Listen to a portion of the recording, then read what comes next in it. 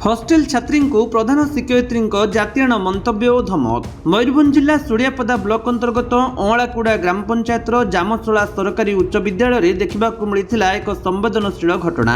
यह विद्यालय प्रधान शिक्षयित्री द्वारा हॉस्टेल छात्री सप्तम श्रेणी में पढ़ुवा पार्वती मारांडी को जातीयण और धमक प्रतिवाद में अभिभावक अंचलवासी द्वारा विद्यालय गेट्रे ताला पकई विद्यालय सम्मुखें धारणा देवर दृश्य देखि आम प्रतिनिधि धारणा स्थल को जाई खबर संग्रह करने सबु तथ्य को रेकर्ड करथिले। समय थिला दिन 10टा। समस्त पिला शिक्षक शिक्षयित्री पहुंचीथिले हेले विद्यालय भितर को केही प्रवेश करि पारि नथिले। खबर पाई निकटस्थ चांदुआ थाना ओएसी मधुसूदन दत्त पहुंची आंदोलनकारी को पचरा उचरा करी बुझासुझा करथिले। परे मानविकतार सह पिलामानंको मध्याह्न रोषेई करिवा पई लोकंको उत्तम बुझामणा सह केही बेसी प्रसंगित होइथिले। परे ब्लॉक डब्ल्यूओ सीआरसीसी और ब्लॉक शिक्षा अधिकारी मालती टुडू घटनास्थल रे पहुंची धारणा रे बसिथिबा लोकंको सह दीर्घ समय धरि आलोचना करिवा सहित तदंत करी कार्यानुष्ठान हेबो बोली सूचना देइथिले। आम प्रतिनिधि प्रधान शिक्षयित्री प्रतिक्रिया नेला बेले बेस परिलक्षित होउतला दीदींको व्यवहार जेउटी जणे मैट्रोन रो शिक्षागत योग्यता +3 पास कहउचंती मैट्रोन हॉस्टेल कथा बुझे। मैट्रोन अछि सतरे जेमिति से दीदी जनक दीदींको चाकर ए कथा आमे कहूनु शिक्षयित्री प्रतिक्रिया रु जणा पड़िथिला।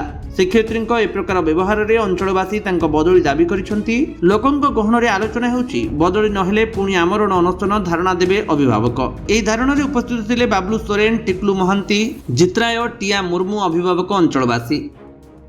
आरती टुडू ब्लॉक एजुकेशन ऑफिसर सुड़ियापदा।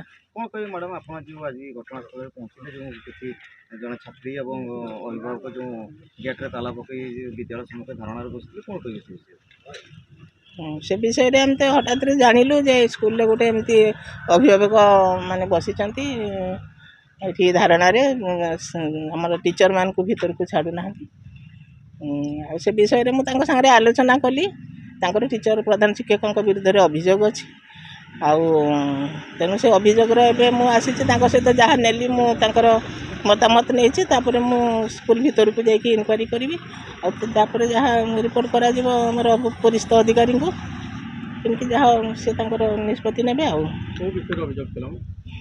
आमर प्रधान शिक्षक पिलार अभियोग अच्छी प्रधान शिक्षयित्री जातीयाण कथा कहीकि गाड़ी कर स्कूल बाहर करदेवाई धमकी किंतु पिला ए विषय हूँ कि गार्डियन को कही किंतु से गार्डियन भितर रही जाइए कथाटा तापर जो लोकल अथॉरिटी अच्छा एसएमसी अच्छा कि सीआरसीसी अच्छा से कहीं जानी ना।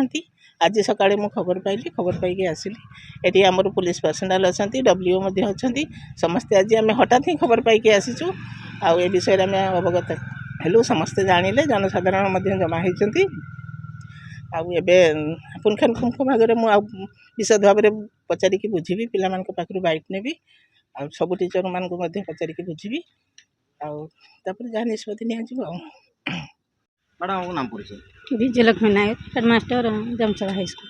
कौन कहे मैडम आप जो आप विरोध में जो अभियोग आई जन छात्री को आप धर्म को लेकिन जो आक्षेप करें धारणा बस कौन कहे आज्ञा ए विषय तो किसी कहीबार ना कारण कौन प्रकार आक्षेप मुझे कि जातीयाण नुहे कि कौन प्रकार किसी भी नुहे तेणु जोटा संपूर्ण कपोल कल्पित से बाबद में मुझे कौन कहीपरि।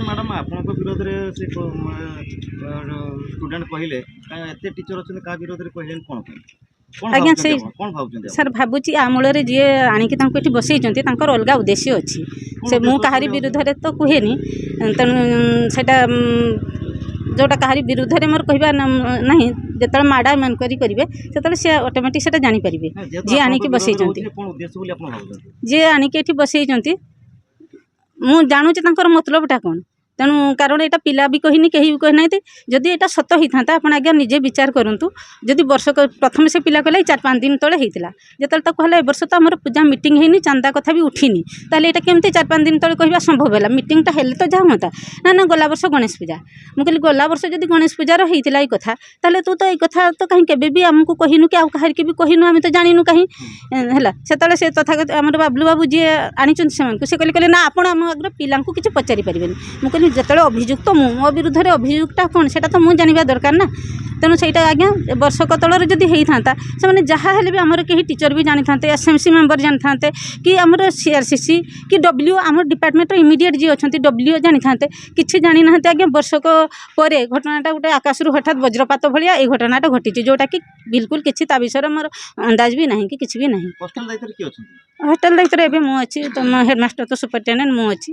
ମ୍ୟାଡ଼ାମ ଏଇଟା ପ୍ରଥମ ଥର ନୁହେଁ, ଏଭଳି ବହୁତ ଅଭିଯୋଗ ଆସିଛି, ଆଜ୍ଞା ତ ଆପଣ କ'ଣ ଠିକ ଭାବରେ ପରିଚାଳନା କରିପାରୁନାହାନ୍ତି ନା କ'ଣ? ଆଜ୍ଞା ଅଭିଯୋଗ କିଏ ଆଣିଛି ମୁଁ ତ ଜାଣିନି ହେଲା। ଅଭିଯୋଗର ମୂଳ କାରଣଟା ଅଲଗା, ସେଇଟା ନିଶ୍ଚିତ ଭାବରେ ଆପଣମାନେ ବି ଜାଣିଥିବେ।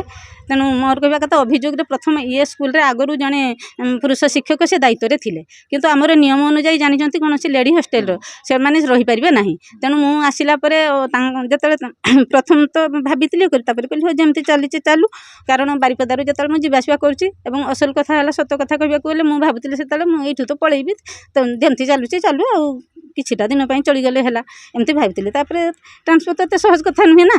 ତେଣୁ ଯେତେବେଳେ ରହିଲି ତାପରେ ଅନ୍ୟାନ୍ୟ ଅଭିଯୋଗ ବି ଆସିଲା ଆମର ଷ୍ଟାଫ୍ ବିରୁଦ୍ଧରେ, ପିଅନ ଜଣେ ବି ତାଙ୍କ ବିରୁଦ୍ଧରେ ବି ଅଭିଯୋଗ କଲା, ଅମୁକି କଲା। ସେତେବେଳେ ଜାଣିଲି, ମୁଁ କହିଲି ନାଇଁ ଏଇଟା ସେଫ୍ ନୁହେଁ, ନିଜେ ନେବା ଭଲ। ମେଟ୍ରୋ ତାର ଇଣ୍ଟରନାଲ ଦାୟିତ୍ୱ ରହିଛି ସେଗୁଡ଼ା ସବୁ କଥା ବୁଝିବା ପାଇଁ, ଆଉ ବାହାରଟା ତ ମୁଁ ହେଡ଼ମାଷ୍ଟର ତ ସୁପରିଟେଣ୍ଡେଣ୍ଟ, ଯେଠି କାର୍ଯ୍ୟଭାର ଯୋଗୁଁ ଜଣେ ଜଣେ ହେଡ଼ମାଷ୍ଟର ଆସିଷ୍ଟାଣ୍ଟ ସୁପରିଟେଣ୍ଡେଣ୍ଟ ରଖିଥାନ୍ତି। ସ୍ପଷ୍ଟ ଜଣାପଡ଼ୁଛି ଆପଣଙ୍କର ଅନ୍ତକଳ ମଧ୍ୟରେ ଛାତ୍ରଛାତ୍ରୀ ମାନେ କ'ଣ ପାଇଁ ପାନିଶମେଣ୍ଟ ପାଇବେ? ଛାତ୍ରଛାତ୍ରୀ ମାନେ ବିଲକୁଲ ନାଇଁ ନାଇଁ ପାନିଶମେଣ୍ଟ ପାଉନାହାନ୍ତି, ଛାତ୍ରଛାତ୍ରୀ କେହି ପାଉନାହାନ୍ତି। ନାଇଁ ଆଜ୍ଞା କେହି ଛାତ୍ର, ଆପଣ ପିଲାଙ୍କୁ ପଚାରିଲେ ସେଇ କଥା ସତ୍ୟାସତ୍ୟ ଜାଣିପାରିବେ, କୌଣସି ଛାତ୍ରଛାତ୍ରୀ ପନିଶମେଣ୍ଟ ପାଇନାହାନ୍ତି। ନା ଆପଣଙ୍କର ଯୋଉ ଝଗଡା ହଉଛି କେଉ ଟିଚର ମାନଙ୍କ ସହିତ ଆପଣ ପଟୁନି କି କ'ଣ ହଉଛି? ପଟୁନି ମୁଁ ତ ଜାଣିନି ସମାଧାନ କରନ୍ତୁ ଭିତରେ ସାର୍, କାହା ସାଙ୍ଗେ ପଟୁନି ମୁଁ ତ ସେ କଥା ହିଁ ଜାଣିନି। ଆପଣ ନିଜେ ଏବେ କହିଲେ ନା କେଉ ଟିଚର ତାଙ୍କୁ ଉସ୍କେଇକିରି କରୁଛନ୍ତି ବୋଲି? ନା ନା ଟିଚର ଉସ୍କେଇଛନ୍ତି ବୋଲି ତ କହିନି ଆପଣଙ୍କୁ, କେତେବେଳେ କହିଲି? ଜଣା ପଡିବ ସବୁ ଘଟଣା। ହଁ ଭିତରେ ଯିଏ କରିଛନ୍ତି ଆଜ୍ଞା, ଏଇ ସବୁ ଜିନିଷ ହେଲା ବହୁତ ଗୋଳମାଳିଆ ଜିନିଷ। ଏଇର ମଞ୍ଜିଟା ନାଇଁ ନାଇଁ ସୂତ୍ରପାତ ହେଇଛି ST ହଷ୍ଟେଲ ଆଡମିସନ ସମୟରୁ ସୂତ୍ରପାତ ହେଇଛି ଏଇ ମଞ୍ଜିଟା। ସେଇଟା ହେଉଛନ୍ତି ଆଜି ଏଇ ଦ୍ରୁମ ଆକାରରେ ପରିଣତ ହେଇଛି ଆଜ୍ଞା। ଯଦି ସେଇଟା ଆମର WO ସାର୍ କି DWO ସାର୍ ପିଲାଙ୍କୁ ସିଆଡ଼ୁ ସିଲେକ୍ଟ କରିକି ସିଧା ପଠେଇ ଦିଅନ୍ତି, ଆଜି ଏ ଘଟଣା ହେଇନଥାନ୍ତା। ସେଇଟା ଦେଇ ଦେଉଛନ୍ତି ଏଠି ଯେ ହେଡ଼ମାଷ୍ଟର କମିଟିକି ବସେଇ WO ଏବଂ ସିନିୟର ଟିଚର ସେମାନଙ୍କୁ ବସେଇକି ଗୋଟେ ସିଲେକ୍ସନ କରିବେ ଏବଂ କ୍ରାଇଟେରିଆ ଅନୁଯାୟୀ ସେମାନଙ୍କୁ ସିଲେକ୍ସନ କରିବେ। ଆମର ଆଜ୍ଞା ଏଇ ହଷ୍ଟେଲ ସିଲେକ୍ସନର ବିଭିନ୍ନ କ୍ରାଇଟେରିଆ ଅଛି। ଅର୍ଫାନ୍, ସିଙ୍ଗଲ ପ୍ୟାରେଣ୍ଟ, ଡିଜେବୁଲ, ଆମର ଇଏ ଆପଣ KGBB, ବିସ୍ଥାପିତ ଅଞ୍ଚଳର ପିଲା, ଖଡ଼ିଆ ମାକିରିଆ, ଏମାନେ ସବୁ ଯାଇସାରିଲା ପରେ ଆଉ ଯେଗୁଡ଼ା ବଳେ ସେଗୁଡ଼ାକ BPLକୁ ଦେଖିକି ଦିଆଯାଏ। ଏଠି ଆଉ କୌଣସି ମେରିଟ୍ ଦେଖିକି ଦିଆଯାଇନି। ତାହେଲେ ସେଇ ଯେଉଁ କ୍ରାଇଟେରିଆ ବାଲା ତ ସବୁ ପାଇଗଲେ, ଆଉ ବାକି ଯେଉଁଗୁଡ଼ାକ BPL 6ଟା ରହିଲେ କି ରହିଲେ ସେତିକି ରହୁଛନ୍ତି, ତାଙ୍କ ଭିତରୁ କେମିତିକା ବାଛିବା ସେଇଟା ନେଇକି ମାନେ ଚାଲେ, କିଏ ପିଲା ଆଣିକି ତ ମୋ ପିଲାକୁ କରିଦିଅ, ମୋ ପିଲାଙ୍କୁ କରିଦିଅନ୍ତୁ ଆଡ଼ମିସନ୍। ଆଜ୍ଞା ସେଇଟା ତ ସମସ୍ତଙ୍କୁ ଯାହା କହିଲେ ସମସ୍ତଙ୍କୁ ସେଇଟା କରିହୁଏନି, ସେଇଠୁ ହେଉଛି ଏଇଟାର ସୂତ୍ରପାତ।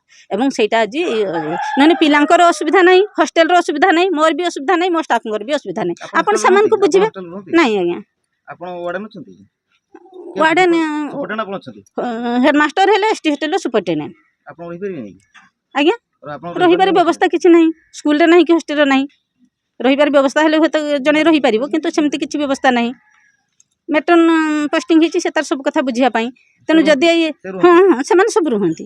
ତେଣୁ ଯଦି ଏଇ ପିଲାଙ୍କର କେଉଁ ପିଲାମାନେ ହଷ୍ଟେଲରେ ଆଡ଼ମିସନ୍ ହେବେ, ଯଦି ଏଇ ତା ସେଟୁ ସିଲେକ୍ସନ୍ ହେଇକି ଚାଲି ଆସନ୍ତା, ମୁଁ ଭାବୁଛି ଏଇ ବିବାଦ ପୁରା ଅନ୍ତ ହେଇଯିବ। ଆପଣଙ୍କର ଏଇଟା ଆଉ କିଛି ବି ରହିବନି, ତାର ମୂଳ ମଞ୍ଜିଟା ସେଇଠି ଅଛି। ଏଇଟା ଆପଣ ଯେଉଁଟା ଦେଖୁଛନ୍ତି ତା ରିଫର୍କେସନ୍ଟା। ଧନ୍ୟବାଦ। ଆପଣଙ୍କର କି ହଷ୍ଟେଲ ଅଛି? ଆଜ୍ଞା ହଷ୍ଟେଲ ଦାୟିତ୍ୱରେ କିଏ ଅଛନ୍ତି? ହଷ୍ଟେଲର ସୁପରିଟେଣ୍ଡେଣ୍ଟ ଦାୟିତ୍ୱରେ ମୁଁ ଅଛି, ଆଉ ମେଟ୍ରୋନ ବୁଝେ ସବୁ ଭିତର କଥା। ହଷ୍ଟେଲରେ ରହୁଛନ୍ତି ନା ଯିବା ଆସିବା କରୁଛନ୍ତି? ନା ନା ମୁଁ ଯିବା ଆସିବା ମୁଁ କରୁଛି। ଆପଣଙ୍କର ସେମିତି ନିୟମ ନାହିଁ ରହିବାର? ନା ନା ମେଟ୍ରୋନ ଅଛି, ଅନ୍ତେ ବେଶୀ ମାନେ ସେମାନେ ଇନସାଇଡ଼୍ ରହୁଛନ୍ତି। ନାଇଁ ନାଇଁ ଆପଣ ହଷ୍ଟେଲରେ ରହିବାର ସେମିତି କିଛି ବିଧିବଦ୍ଧ ନା ବ୍ୟବସ୍ଥା କିଛି ଆମର ତ ରୁମ୍ ଫୁମ୍ କିଛି ବି ନାହିଁ ନା। ଯଦି ବି ଥାଆନ୍ତା ତାହେଲେ ଅଲଗା କଥା କିଛି। ଏଇ ଯେଉଁ ଛାତ୍ରୀଙ୍କୁ ପ୍ରତି ଜାତିଆଣ ମନ୍ତବ୍ୟ, ଧମକ, ଏଇ ଯେଉଁ ଗୋଟେ ଇଲିଗେସନ୍ ଆପଣଙ୍କ ନାମରେ ଆଣୁଛନ୍ତି, ସେ ବାବଦରେ ଆପଣ କ'ଣ କହିବେ? ଆଜ୍ଞା ଦେଖନ୍ତୁ ଏଲିଗେସନ୍ କଥା ତ ବିଲକୁଲ ମୁଁ ଜାଣିନି। ଆଉ ଯେଉଁ ଜାତିଆଣ କଥା କହିଲେ, ଏ ଜାତିଆଣ ମନୋଭାବ ହିଁ ମୋର ନାହିଁ, ଧମକର ପ୍ରଶ୍ନ ହିଁ ଉଠୁନି। ଏଇ ବାବଦର କୌଣସି ପ୍ରକାର କ'ଣ ମାନେ ଜୋରରେ ତ କଥାବାର୍ତ୍ତା ହେଇନି, ପିଲାଙ୍କର କିଛି ଅସୁବିଧା ନାହିଁ। କୌଣସି ପିଲା ବି ଏଇ ବାବଦରେ ବି ମୋ ପାଖକୁ ଆସିନାହାନ୍ତି କି କାହାରିକି ବି ମୁଁ କିଛି କହିନି। ଆପଣ ସ୍କୁଲ କେତେବେଳେ ଆସିଲେ? ଆଜ୍ଞା ସ୍କୁଲ ମୁଁ ଆଜି ମାନେ ଗତକାଲି ଜନ୍ମାଷ୍ଟମୀ ଥିଲା ତ, ମୁଁ ଆଜି ଛୁଟିରେ ରହିଥାନ୍ତି, ଘର ବହୁତ କାମ ଥିଲା, ମୁଁ ବି ଉପାସରେ ପର୍ଯ୍ୟନ୍ତ ମୁଁ ଖାଇ ପାରିନି। ଯେତେବେଳେ ଶୁଣିଲି ଏ ଘଟଣା ସେଇଠୁ ମୁଁ ଆସିଲି, ଆଉ ଛୁଟିରେ ରହିନି। ହଁ ମୁଁ ଆଜି ସ୍କୁଲ 10:30।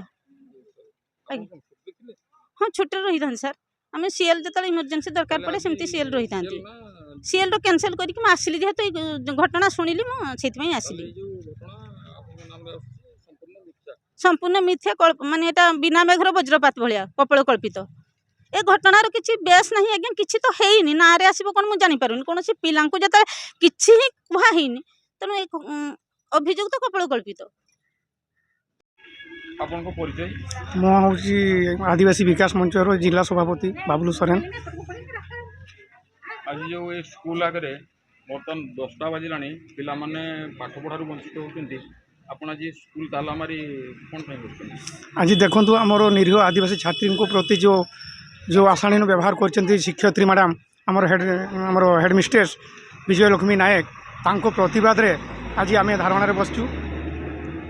ଆଉ ଆମର ଦାବି ରହୁଛି, ଆମର ଯେଉଁ ହେଡ଼ମିଷ୍ଟ୍ରେସ୍ ଯେଉଁ ଅଛନ୍ତି ବିଜୟଲକ୍ଷ୍ମୀ ନାୟକ, ତାଙ୍କୁ ତୁରନ୍ତ ଚାକିରିରୁ ବହିଷ୍କାର କରାଯାଉ। ଆଉ ନଚେତ୍ ଆଗାମୀ ଦିନରେ ବହୁତ ଆନ୍ଦୋଳନ ବି ହେବ। ଆଉ ଯଦି ଆମର ସରକାର ଯଦି ଆମ କଥା ଯଦି ନ ଶୁଣନ୍ତି, ତେବେ ଆମେ ଏଇଠି ଅନଶନରୁ ହଟିବୁ ନାହିଁ, ଅନଶନ ଜାରି ରହିବ। ବିଶେଷ କରି ଆମେ ସମର୍ଥନ, ଯେହେତୁ ଆମର ଆଦିବାସୀ ବିକାଶ ମଞ୍ଚ ଓ ଅଭିଭାବକ କ୍ରିୟାନୁଷ୍ଠାନ କମିଟି ତରଫରୁ ଆମେ ଆଜି ଧାରଣା ଦେଇଛୁ। ଯଦି ଆମର এই କାର୍ଯ୍ୟକ୍ରମ ସଫଳ ନ ହୁଏ, এটা ଜୋରଦାର ଡିପାର୍ଟମେଣ୍ଟରେ ସେମିତି କାହାକୁ କିଛି ଜଣାଇନି, କିନ୍ତୁ ହଠାତ୍ କିନା ଆମର ପ୍ରୋବ୍ଲେମ୍ ହେଇଗଲାଣି। ଗାର୍ଡ଼ିଆନ୍ ଆସିକି ଆମକୁ କହିଲେ, ସେ ପ୍ରତିବାଦରେ ସବୁ ଗାର୍ଡ଼ିଆନ୍ମାନଙ୍କୁ ଜଣେଇକି ଆମେ ଅନଶନ ବସିଛୁ। ପିଲାକୁ ଟର୍ଚର, ଖାଇବା ପିଇବାର ସମସ୍ୟା ରହୁଛି, এই ହଷ୍ଟେଲରେ ବହୁତ କିଛି ସମସ୍ୟା ରହୁଛି। ଇଭିନ୍ କି ଏ ହେଡ଼ମିଷ୍ଟ୍ରେସଙ୍କୁ ମନ ମାନି ନ ଚାଲିଛି, ପିଲାଙ୍କୁ ନିରୀହ ଆଦିବାସୀ ଛାତ୍ରୀଙ୍କ ଉପରେ ଅତ୍ୟାଚାର ବଢ଼ିଯାଉଛି। ହଁ, ଆସିଛନ୍ତି। ମୟୂରଭଞ୍ଜରୁ ଘାସିରାମ ବେହେରାଙ୍କ ସହ ସୁଳିଆପଦାରୁ ମନୋଜ କୁମାର ବେହେରାଙ୍କ ରିପୋର୍ଟ, ବିଶ୍ୱ ବିଜୟୀ ନ୍ୟୁଜ୍ ଓଡ଼ିଶା।